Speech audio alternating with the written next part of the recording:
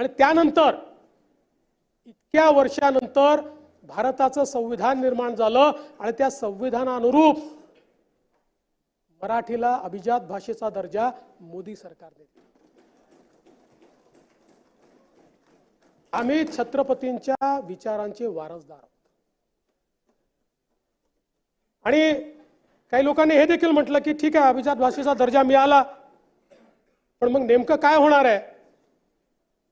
आणि म्हणून या निमित्ताने भाषेच्या विकासाच्या अनुषंगाने विविध उपक्रमांसाठी भाषा भवन उभारणे, मराठी भाषेतील ग्रंथ आणि साहित्याच्या प्रसारासाठी ग्रंथ उभारणी, देशातील विद्यापीठे किंवा अन्य संस्थांमार्फत भाषेचा प्रचार प्रसाराकरता प्रतिवर्षी निधी मिळणार आहे।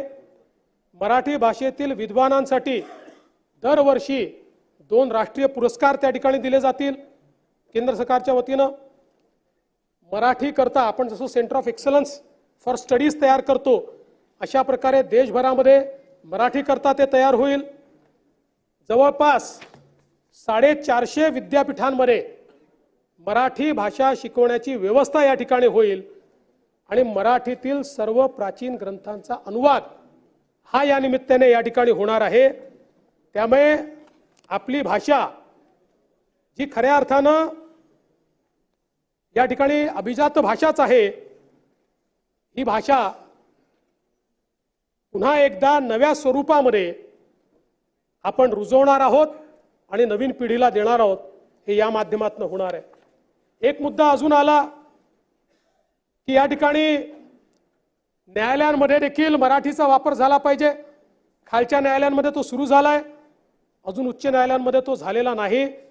माननीय पंतप्रधान मोदयांनी देखील जी काही कॉन्फरन्स झाली प्राईम मिनिस्टर आणि चीफ जस्टिसेस, त्याच्यामध्ये सगळ्या उच्च न्यायालयांना विनंती केलेली आहे की किमान तुम्ही कामकाज जोपर्यंत मराठीत करत नाही तोपर्यंत निवाडा जरी तुमचा मराठीमध्ये द्या।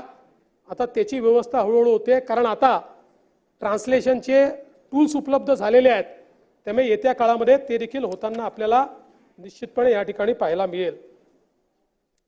काही मुद्दे या ठिकाणी आले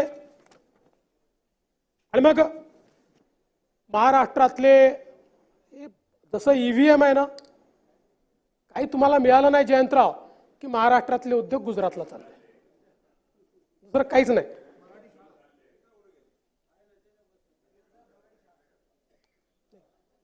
मराठी शाळा आपल्याला चालवायच्याच आहेत।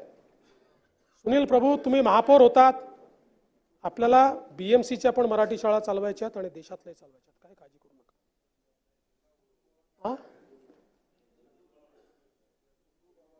हा पण मी तर कधी कधी आश्चर्यचकित होतो की गुजरात राज्य हे पेपरमध्ये ऍड कशाला देतो, आमचं राज्य चांगलं आहे, गरजच नाही आहे। आपले विरोधक रोज सांगतात गुजरात चांगला आहे, गुजरात चांगला आहे, गुजरात चांगला आहे, हेच रोज प्रचार आणि प्रसार करतात, तिकडेच चाललाय, तिकडेच चाललाय, तिकडेच चाललाय, तिकडेच चाललाय। काही काळजी करू नका, महाराष्ट्र काले नंबर 1 होता, आजही नंबर 1 आहे, उद्या नंबर 1 राहील। महाराष्ट्राशी कोणी स्पर्धा करू शकत नाही, महाराष्ट्राची आपली एक ताकद आहे। आणि एक लक्षात ठेवा, देशामध्ये आज 10 राज्य स्पर्धा करतात। तो जमाना गेला की ज्यावेळी 2-3 राज्यच होती, असं नाहीये।